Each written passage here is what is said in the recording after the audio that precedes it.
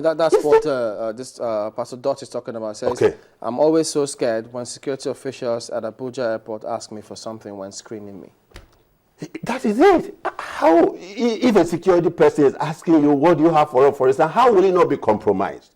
Because when I know you to have itching palms, when I approach you, the first thing I will point before you is what I know you need. And that automatically prevents you from searching me. So how will I not be able to carry this? So But don't we they still have problem with CCTVs in those places Yeah. to check those officials? Yeah, there are CCTVs. You know, CCTV is not something you just mount. It is one thing for you to mount CCTVs and another for somebody to be at the control room watching. Well, but if you mount CCTV and nobody is watching, CCTV may be rolling and rolling, recording and recording, but nobody there to check what is happening. There are so many loopholes in all this. It's not just in mounting this thing. You must have dedicated individuals who are checking this thing so that they can act proactively. Before you carry out this thing, somebody there is alerting those who are there on ground to say, oh, check that individual, check that individual. But if the CCTV are just rolling without anybody controlling. But don't you think we also have that role to play? If we notice any kind of official who is doing something that is unprofessional, we could also notify. You can also raise an alarm. You can also raise an alarm about how many Nigerians do raise alarm. Because most of us seem to be in a hurry all the time. It's like, you know what I mean? You are in a hurry to catch your flight. You are in a hurry to catch, to be at a place at one time or the other. If a police wave you, oh God, please, leave me alone.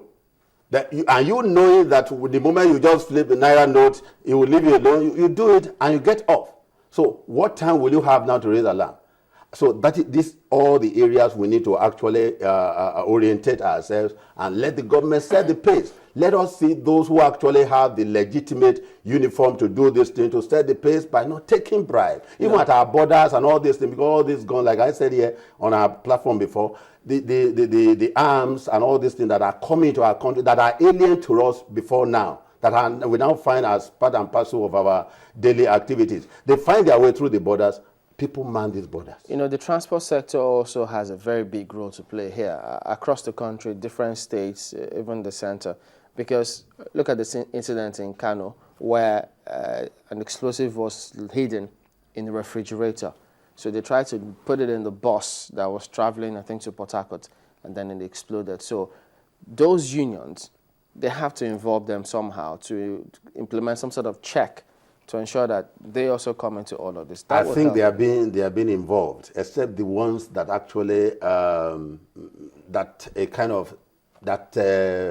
could not be seen by the prying eyes of the security men and even those local security men who are in those garages.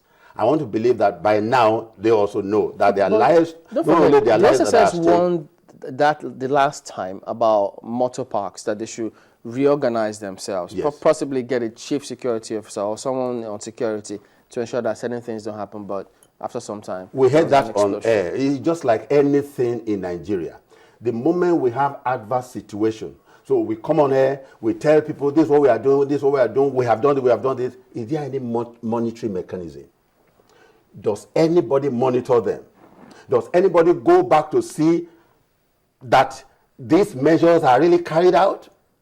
And Nigerians also know this, even those at the multi-park, and they know, okay, don't worry, this initial gragra, they call it initial gragra, this initial gragra will soon die off. It's like when you appoint a minister, for instance, first into our office, you will tell, oh, look, we have come here, we make sure we stamp out terrorism in Nigeria, we don't tolerate that. Oh, yeah, it's to justify his pay, just to justify that, look, this one is like he will do something. In the next 6 months or 1 year, watch the same man. You see that he has relaxed. You know, that is it. In this particular instance, I mean, everyone would say that there are two different scenarios. In one scenario, we're supposed to be interested parties because our safety is involved. So if we do not notice that there is any security awareness in a park, for instance, the question will be, whose responsibility is it?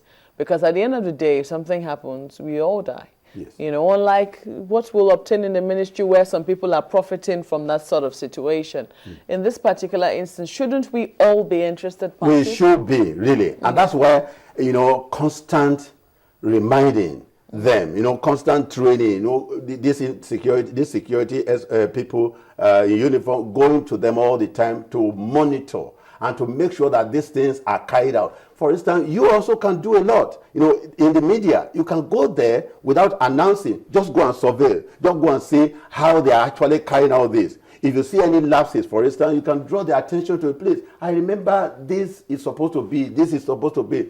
This is awareness that's supposed to be going on every day in the lives of these people, because some of them, in as much as passengers are coming, the money is rolling, some of them don't even understand this thing anymore. But they need to be constantly reminded by way of organizing training for their orgas, you know, their bosses, you know, and that one will be trickled down. Even sometimes drivers also don't take anybody who is this. Tell them all these attributes of a terrorist or somebody who is likely to go and explode their destiny. Tell them all the things to watch out for. Training and retraining. But how often is this thing done? Is it even being done? That is what we don't know here. Well, the press can also help us. It's definitely a question to be answered. But do you see any strategic importance for Kano? Because in the last couple of days it's been in the news. Do you think that there is a reason why there seems to be an onslaught on the state? Sincerely, I do not want to read any political undertone to what is happening in Kano. I don't really know exactly why Kano.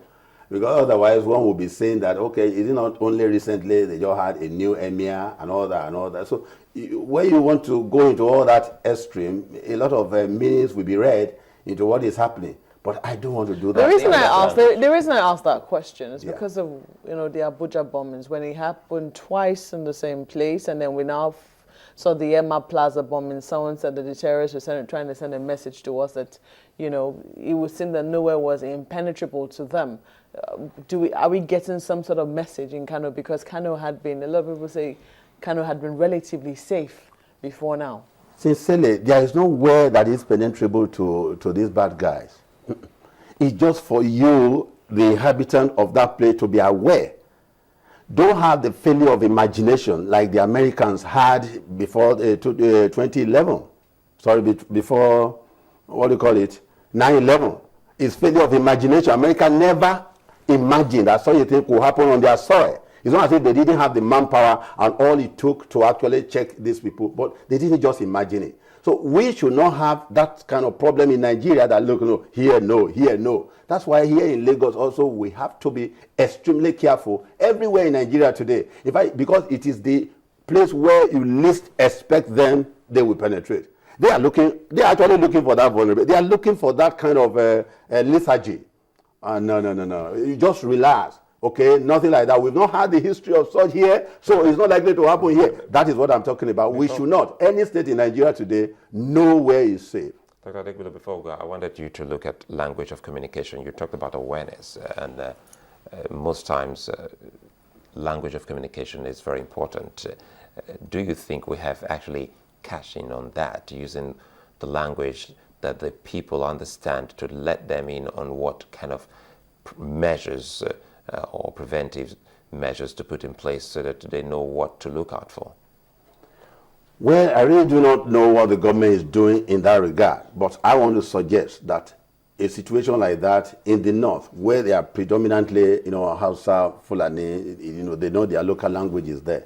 So the kind of orientation and training that should be going on there should be in their local dialect, in their local, languages, okay, to let them know the evil of this negative indoctrination.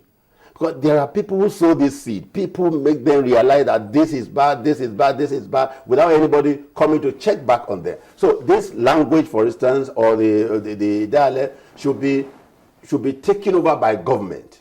Seriously, telling them from one locality to the other, telling the leaders, even the traditional rulers, occasionally calling their people to tell them this is wrong, this is wrong. If you see anything like this, please quickly report. That also is another important thing. So do they have the mechanism of actually reporting to those who can help at the right time? That's very vital too. Means the local governments have got to be in touch with the people. Everybody, all these layers of authority. All right, thank you for coming on today. Dr. Femi Adegbile is a security consultant, also lectures at Redeemers University. We'll be back after this break. Join us again.